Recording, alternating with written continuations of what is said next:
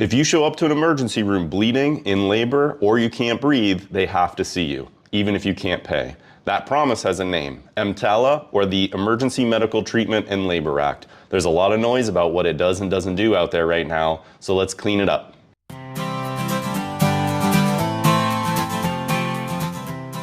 EMTALA is a 1986 federal law that requires hospital ERs that take Medicare to screen you for an emergency condition and stabilize or safely transfer you somewhere else, regardless of insurance or immigration status. It's not a free care card. Hospitals can still bill you. Let's talk about some of the top myths going around about EMTALA right now. Myth number 1, EMTALA equals free health care for anyone. Nope. It guarantees an emergency screening and stabilizing care. It doesn't cover clinic costs. It doesn't cover clinic visits, elective care. Hospitals do bill patients afterwards. Myth number 2, that EMTALA only helps citizens. Wrong. EMTALA applies to anyone who comes to the ER. They don't check papers.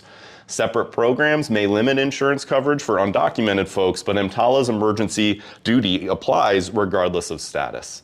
Myth number 3, EMTALA forces elective abortions. This one's really wild. EMTALA requires whatever stabilizes a true emergency. That can include pregnancy-related care when the patient's life or health is at serious risk.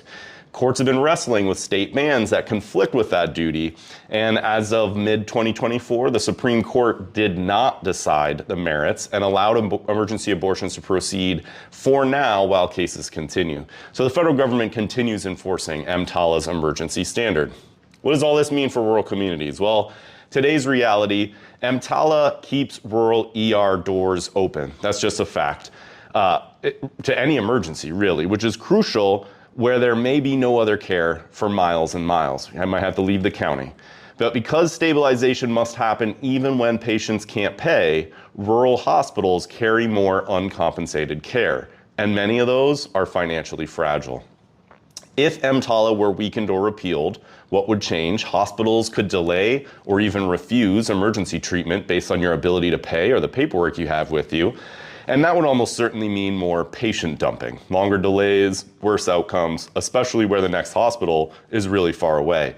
Any short-term savings to a hospital will be outweighed by higher mortality and downstream costs to families and the county governments themselves. That's the logic of why Congress passed EMTALA in the first place. It really served 3 purposes. Prevent patient dumping, hospitals just leaving patients out in the road to bleed out and die, for lack of a better phrase there. It guarantees access to all, regardless of your immigration status or your ability to pay. But it also prevents hospitals from closing from these burdens of uncompensated emergency room care. We live in a society where we don't let people bleed out and die on the floor. And this bill ensures that the government will come in, step in, and pay some of those costs in those circumstances. So where's this fight right now? You'll keep hearing claims tying EMTALA to free care, or you'll hear these partisan talking points, but the facts really are EMTALA is emergency screening and stabilization, and you have bills still follow. Federal enforcement is ongoing while courts sort state law conflicts, but if someone says otherwise, ask them to cite the statute. Section 1867 of the Social Security Act is what makes this possible. In our next video, we'll talk a bit about how rural hospitals survive the treat first, bill later world and what the actual policy fixes are to keep doors open without breaking patients. Until then, this is Kellen from 3 Rural White Guys.